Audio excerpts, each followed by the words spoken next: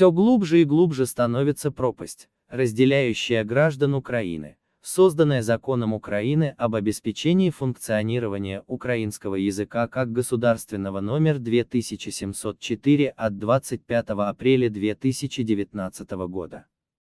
Эту пропасть расширил и углубил Конституционный суд Украины, признав своим решением номер 1-Р от 14 июля 2021 года этот закон конституционным.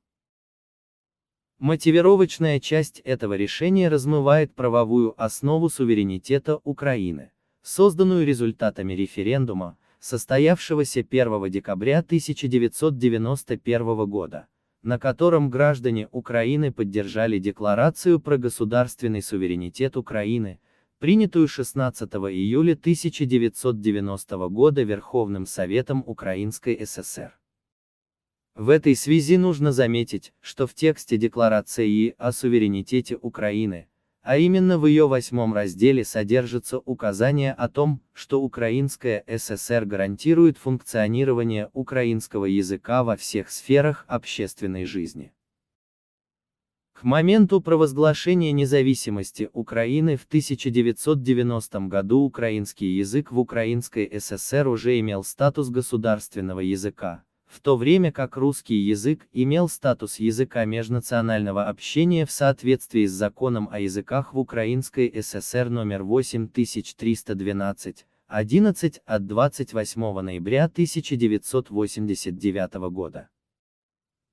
Статус языка межнационального общения русский язык в Украине сохранял до 3 июля 2012 года, то есть до момента его отмены Законом Украины про основы государственной языковой политики, известным как Закон Кивалова-Колесниченко.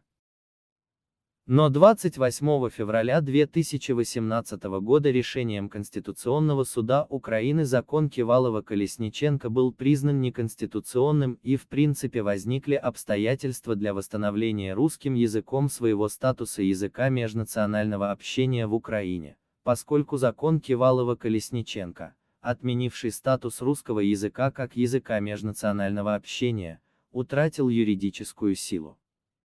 Однако, несмотря на это, 25 апреля 2019 года Законом Украины об обеспечении функционирования украинского языка как государственного статус языка межнационального общения в Украине был установлен украинскому языку.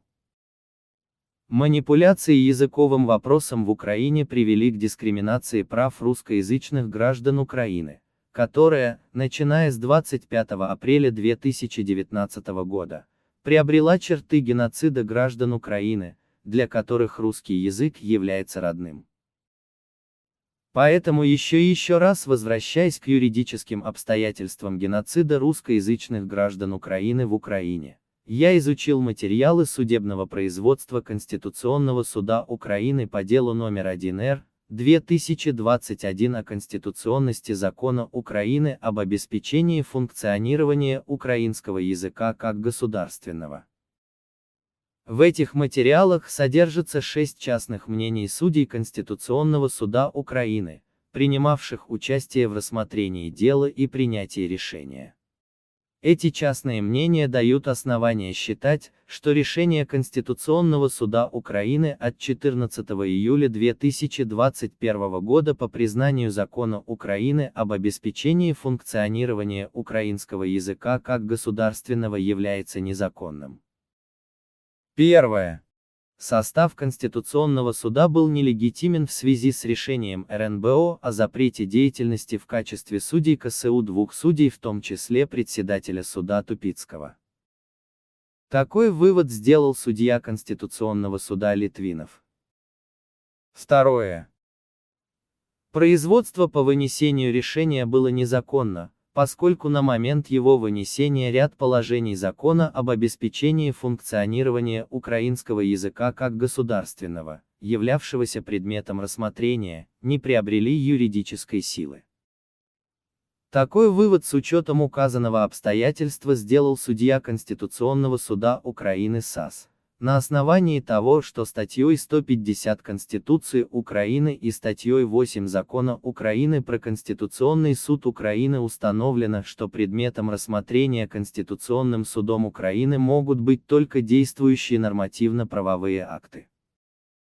Кроме этого, то обстоятельство, что украинский язык в Украине являлся единственным государственным языком с 1989 года, дает основания для вывода о том, что монопольное использование украинского языка в Украине в сфере государственного управления является пережитком советского строя и коммунистической идеологии, препятствующим проведению реформ по переходу Украины к рыночной экономике, характерной для современного капиталистического строя. Также следует отметить, что все действия по принудительной украинизации Украины, в том числе и действия по реализации норм закона Украины об обеспечении функционирования украинского языка как государственного, не могут быть признаны законными, поскольку эти нормы обусловлены фактором внешнего давления, а именно агрессией России.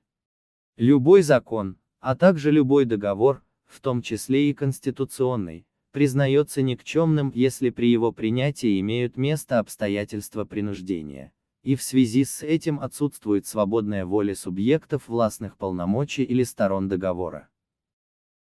Действующий насильственный фактор по принуждению к украинизации населения Украины, каковым является российская агрессия против Украины, до настоящего времени действует и пока своего действия прекращать не собирается. Этот фактор сформулирован так: русский язык в Украине – это язык страны-агрессора, а украинский язык – это средство обеспечения национальной безопасности Украины. Перекладывание функции обеспечения безопасности Украины с силовых органов на средства коммуникации, каковым является язык, свидетельствует только об одном, что силовые органы Украины не справляются с выполнением возложенных на них задач.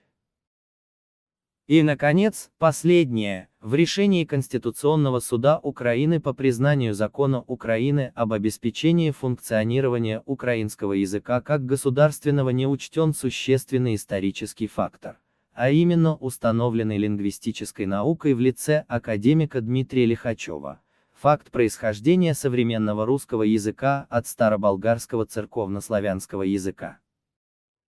И то, что современный русский язык был назван русским в связи с села оккупацией территории, на которой сейчас расположена Украина, племенем Русь в IX веке, как это засвидетельствовано в повести временных лет. Поэтому для восстановления исторической справедливости русский язык в Украине с учетом его происхождения от староболгарского языка следует называть не русским, а новоболгарским.